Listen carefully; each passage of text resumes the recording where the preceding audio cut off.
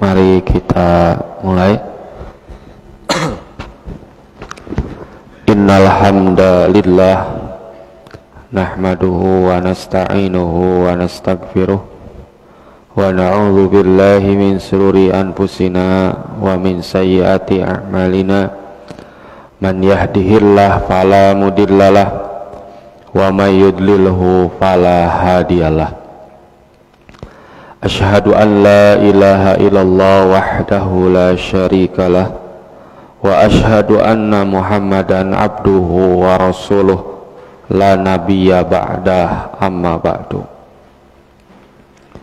Alhamdulillah, dengan kudrah iradah serta inayah darinya kita semua bisa berkumpul bertatap muka dalam kajian subuh pesantren Ibnu Hajar, yang semoga kita semua dalam keadaan sehat walafiat, dan semoga ikhtiar kita untuk hadir di tempat ini atau menyaksikan melalui siaran langsung Facebook Ibnu Hajar Media dicatat di sisi Allah Subhanahu wa Ta'ala sebagai amalan sholihan.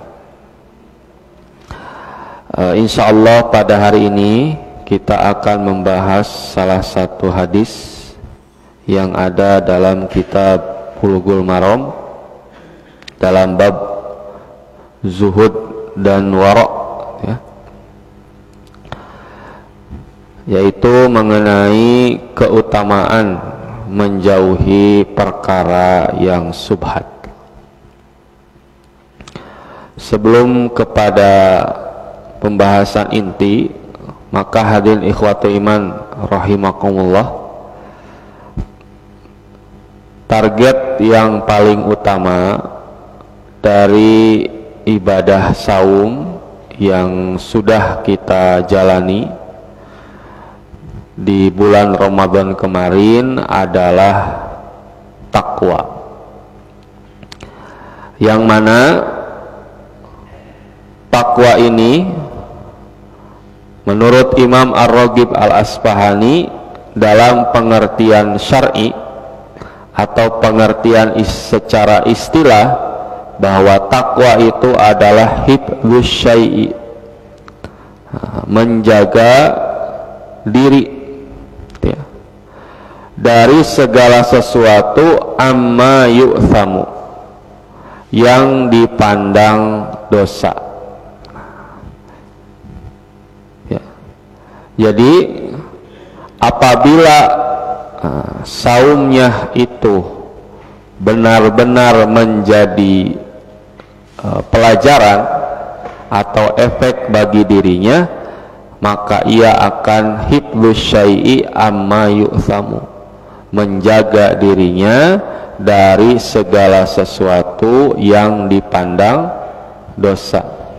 Wa dzalika, dan hal tersebut, nah, itu ya, menjaga diri itu bitarkil mahdzur, dengan cara meninggalkan perkara yang dilarang, wa yatimmu dzalika bitarki ba'dil mubahat, disempurnakan atau dilengkapi dengan meninggalkan perkara, sebagian perkara yang mubah.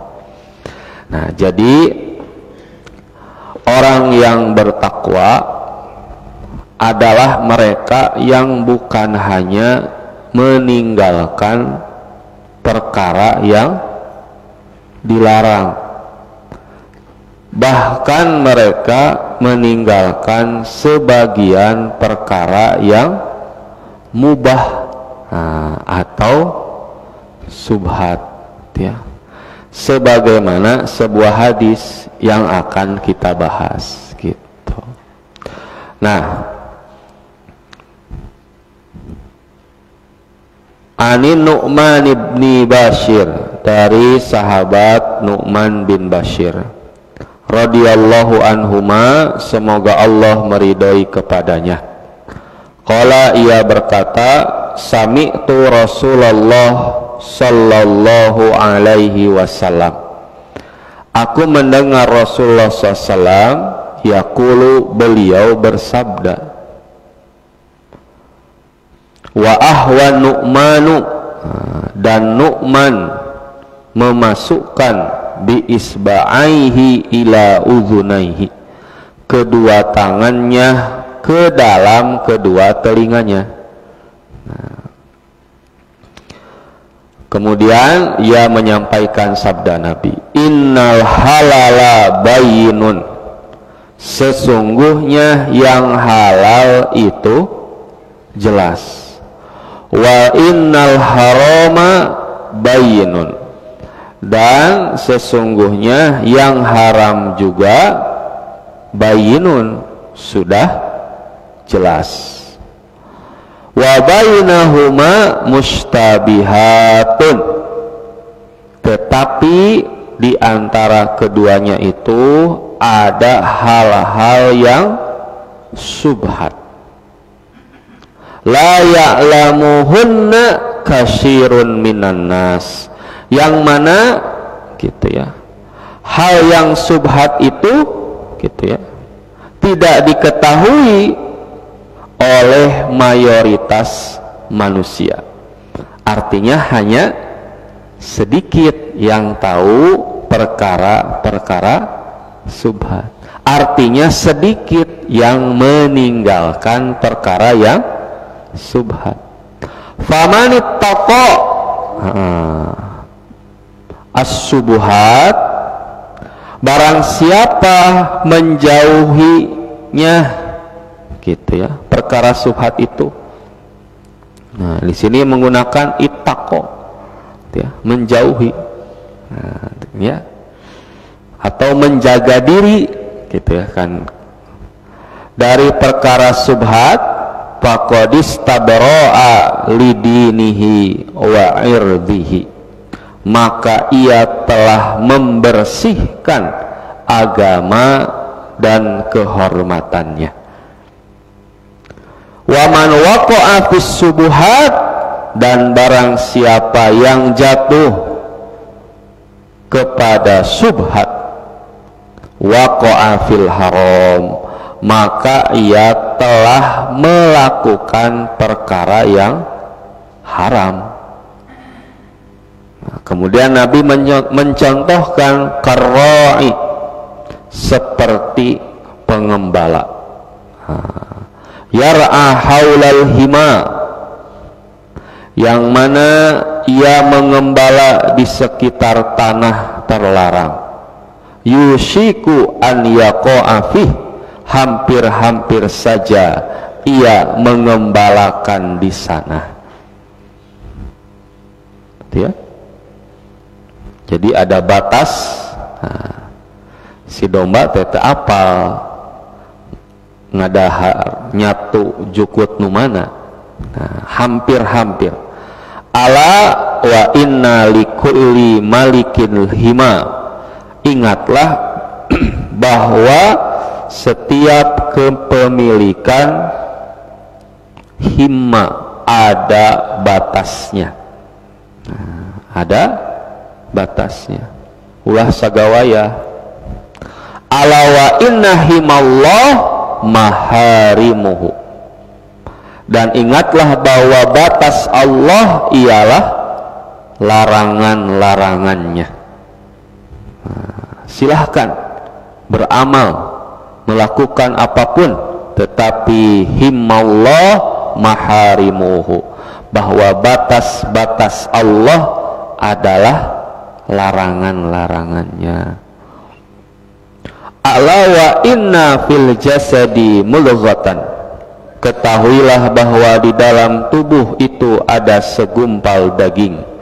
Idza salahat, apabila daging itu baik, salahal jasadu kullu, maka baik pula seluruh tubuhnya. Wa idza fasadat, dan bila daging tersebut rusak, fasadal jasadu kullu, maka rusak pula seluruh tubuhnya. Ala wahya al-qalbu, ketahuilah bahwa itu adalah hati. Hati di sini bukan liper, tetapi al-qalbu bila di organ tubuh itu lebih cocok jantung. Nah, kita tahu ya, kalau jantungnya sehat, insya Allah tubuhnya pun sehat. Sebaliknya, bila jantungnya bermasalah, maka tubuhnya pun akan bermasalah. Nah, hadis ini terdapat dalam kitab Bulughul Maram babu zuhdi wal wara. Nah, zuhud itu artinya secara bahasa adalah kurang berambisi terhadap sesuatu. Hoyong alim, hoyong ngan kirang gitu. Adapun menurut istilah, meninggalkan kesenangan dunia demi meraih kesenangan akhirat. Artinya bukan tidak mau dunia, tapi akhirat pertama, dunia kemudian. Akhirat dulu baru dunia. Nah, sebab ada bagian wala tansa nasibaka minad dunya. Ada bagian kita di dunia. Kemudian al-wara. Nah, ini al-wara, yaitu meninggalkan perkara-perkara subhat karena takut jatuh kepada haram. Jadi juhud mah mendahulukan akhirat daripada dunia. Kalau wara' mah meninggalkan perkara yang subhat karena takut jatuh kepada yang haram. Kemudian dalam hadis itu, wa ahwa Nu'manu bi isba'aihi ila udhunaihi. Nu'man memasukkan kedua tangannya ke dalam kedua telinganya. Nah, sanes tanganna sadayana ya, curugna. Nah, gitu. Sebagai isyarat kuat dan yakinnya bahwa Nu'man teu nginyeum ceuli, teu nginyeum panon. Nah, benar-benar mendengar dari Nabi, dari Rasul sallallahu alaihi wasallam, yaitu innal halala bayyinun, bahwa perkara halal itu sudah jelas, sebagaimana firman Allah, wa ahalallahul bai'a, Allah telah menghalalkan jual beli. Nah, jelas gitu, jual beli itu halal. Wa innal harama bayyinun, begitupun dengan perkara yang haram sudah jelas. Nah, sebagaimana Nabi dalam hadis lain gitu ya, bahwa segala sesuatu yang mendekatkan ke surga dan menjauhkan dari neraka gitu ya, qad amartukum bih, sungguh aku telah perintahkan.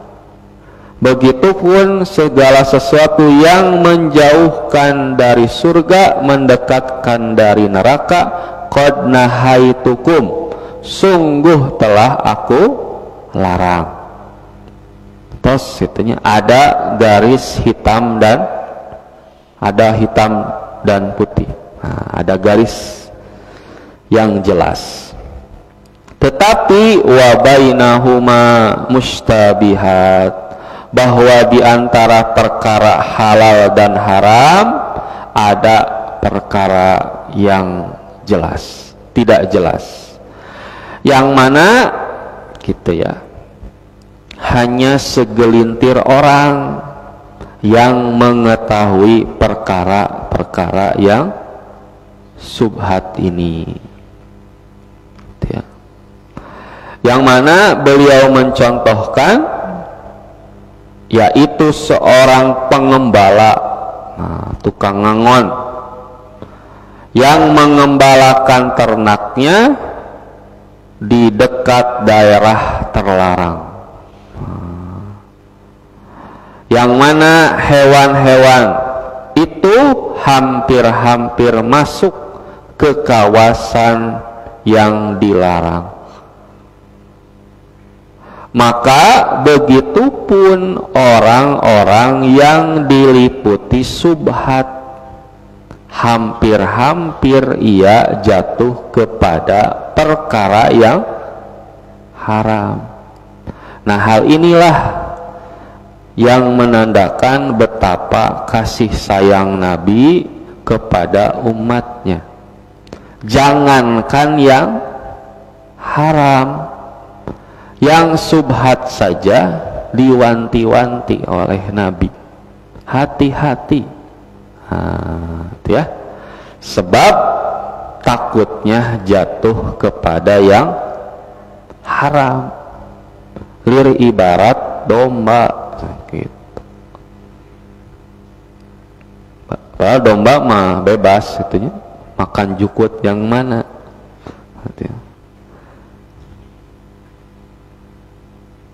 Nah, kemudian Nabi menyatakan bahwa dalam jasad manusia itu ada segumpal daging yang menjadi penggerak, penentu dan pengambilan keputusan manusia, yaitu hati.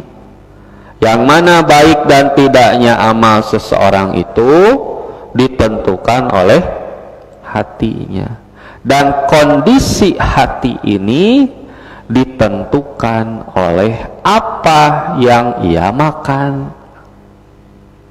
Nah, maka bila yang dia makan itu yang halal, lagi thayyib, belum lagi berkah, nah, pasti kadituna teh pisurgaeun gitu. Apalagi gitu ya, sebaliknya bila yang dimakan itu yang haram, kemudian yang subhat, maka di dalam hatinya akan terdapat noktah, titik-titik hitam yang sampai-sampai bisa menggelapkan hati. Nah, hal ini juga menegaskan jangan main-main dengan hati, sebab hati itu penggerak, gitu ya. Hati itu pengambil keputusan. Nah, bahkan para ulama mengatakan bahwa hadis ini adalah sepertiga dari ajaran agama.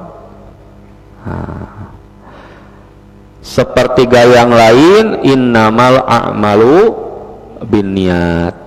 Hati-hati, setiap amal itu harus disertai niat. Niat apa? Niat karena Allah. Kemudian sepertiganya lagi, inna min husni islamil mar'i, sungguh, itu ya, bagian dari baiknya Islam seseorang, tarkahu ma la ya'nihi, ia meninggalkan apa yang tidak bermanfaat, gitu. Tinggalkan yang tidak bermanfaat.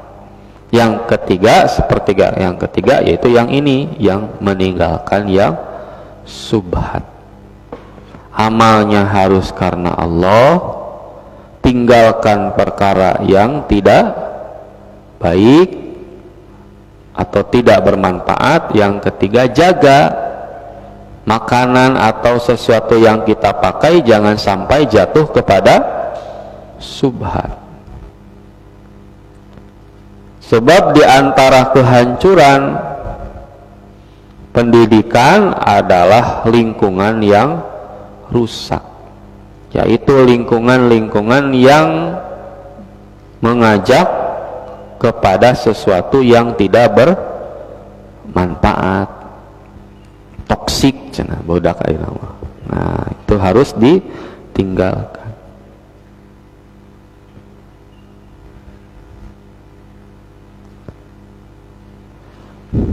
Nah, maka Yang halal itu jelas dan yang haram itu jelas, mengisyaratkan bahwa hukum segala sesuatu itu ada tiga: halal, haram, subhat. Nah, halal jelas, haram jelas, subhat, yaitu perkara yang samar, yang mana kata Nabi kebanyakan manusia tidak mengetahuinya. Siapa tuh yang tahu? Nah, maka yang tahu adalah mereka yang memiliki ilmu. Oh, geding teh riba. Nah, dari mana tahu riba? Ilmu. Nah, oh, ini teh geningan akadnya bermasalah. Dari mana taunya? Ilmu.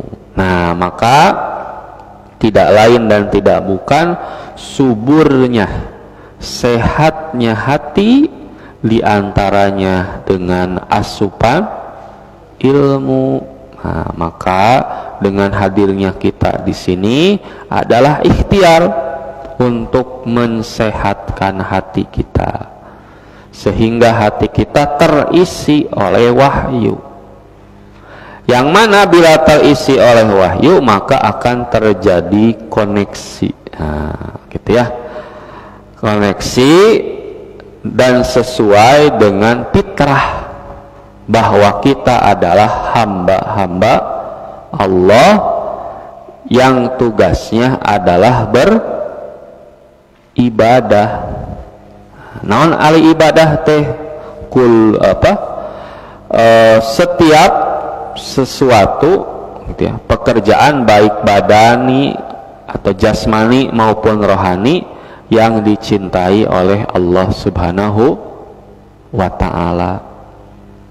Nah, bila mana kita sudah mengerjakan sesuatu yang dicintai oleh Allah, maka Allah pun akan cinta kepada kita.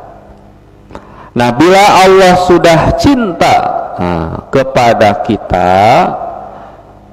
nah maka kita sudah meraih derajat takwa, yang mana takwa itu antaj'ala bainaka wa baina azabillah wiqayatan. Engkau menjadikan antara dirimu wa baina azabillah dan azab Allah wiqayatan, perisai.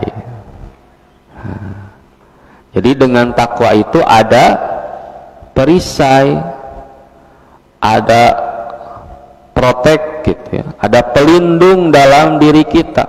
Dari apa, Bu? Dari azab Allah. Kan kita berdoa, Rabbana atina fid dunya hasanah wa fil akhirati hasanah wa qina adzabannar. Nah, wa qina adzabannar ini diantaranya adalah dengan takwa. Itu dengan takwa.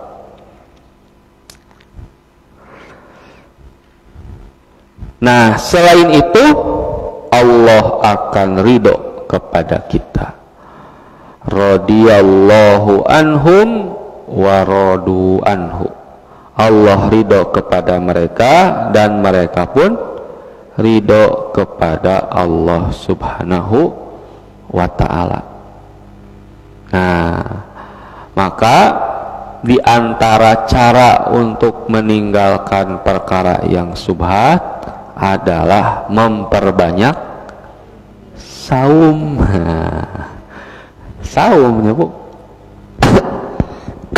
Baik saum secara istilah, yaitu menahan dari makan, minum, dan jima di siang hari. Gitunya saum.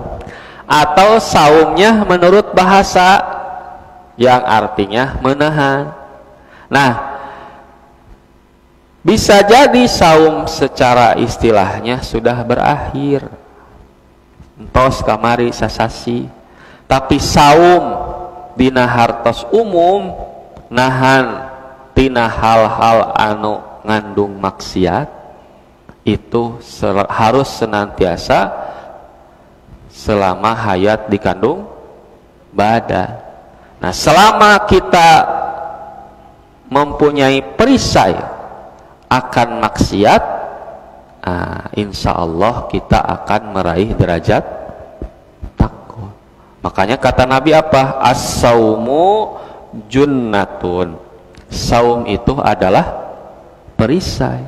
Takwa wikoyah sami perisai. Magpiroh, nah kayak magpiroh kan ibadah Ramadan sok dikaitkannya sarang magpiroh. Man soma Ramadana imanan wahtisaban gufirolahu mataqaddama min dzanbi. Saum pami apa tarawih, man qoma lailata siam imanan wahtisaban gufirolahu mataqaddama min dzanbi. Lailatul Qadar, man qoma lailatal qadri imanan wahtisaban gufirolahu mataqaddama min dzanbi. Takwa mah an yasunal abda pi an yamassahul adab. Pami magpiroh mah Allah melindungi hambanya agar tidak tersentuh oleh azab. Takwa mah urang anu ngadamal perisaina. Saum urang ngadamal perisai tina perkara maksiat. Pami magfirah mah Allah anu nutupan, Allah anu ngalindungi.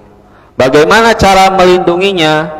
Satu, Allah akan menutupi dosa itu. Tutupan gitu. Yang kedua gitu ya, Allah akan membersihkan dosa tersebut dan tidak akan diketahui oleh manusia atau oleh siapapun baik di dunia maupun di akhirat. Yang ketiga, Allah membersihkan atau menghapus dosa tersebut dan ia tidak akan disiksa karena dosa tersebut. Nah, jika nu teu sapira nahan lapar jeung haus gitu menang magpiro, ternyata bukan menahan sekedar itunya, tapi menahan diri dari segala sesuatu yang dilarang oleh Allah, bahkan yang subhat. Nah, ya, itu akan mengantarkan magfirah gitu. Satu dibersihkan, dihapus, kemudian tidak diketahui oleh orang lain baik di dunia maupun di akhirat, dan tidak disiksa. Soalnya ada dosa yang diampuni tapi dibersihkannya dengan siksa neraka. Nah, itu luar biasa bagaimana kaitannya saum gitu ya dengan hadis yang kita bahas berkenaan menjauhi perkara yang subhat. Karena diantara ciri pribadi takwa adalah meninggalkan bukan hanya perkara yang dilarang oleh Allah, tapi juga sebagian perkara yang mubah atau yang subhat ini. Dan tidak diketahui perkara yang subhat ini kecuali oleh orang-orang yang berilmu atau yang memiliki ilmu. Sebab bila para ulama melakukan ijtihad, maka tampak, oh ini halal, ini haram. Nah, ini tidak boleh, ini hati-hati. Nah, itu ya. Jadi yang menentukannya adalah para ulama atau ahli ilmu. Demikianlah hadirin ikhwatu iman rahimakumullah mengenai anjuran atau kenapa kita harus menjauhi perkara yang syubhat, yang mana ini adalah merupakan kasih sayang Rasulullah SAW kepada kita semua, agar kita semua terhindar dari panasnya api neraka. Di hadis lain Nabi mengatakan, wattaqun nar, berjaga atau jagalah dirimu dari panasnya api neraka. Hati-hati jaga, walau bisikin min tamrin, walaupun hanya dengan setengah dari biji kurma. Nah, artinya sedekah setengah biji kurma itu dapat menyelamatkan seseorang dari panasnya api neraka. Nah, ya. Semoga kita semua diberikan istiqomah, kekuatan, kesabaran dalam menjalankan segala perintah Allah dan menjauhi segala larangannya. Demikian, terima kasih atas segala perhatiannya. Mohon maaf atas segala kekurangan. Aku qouli hadza wa astaghfirullah li wa lakum. Wassalamualaikum warahmatullahi wabarakatuh.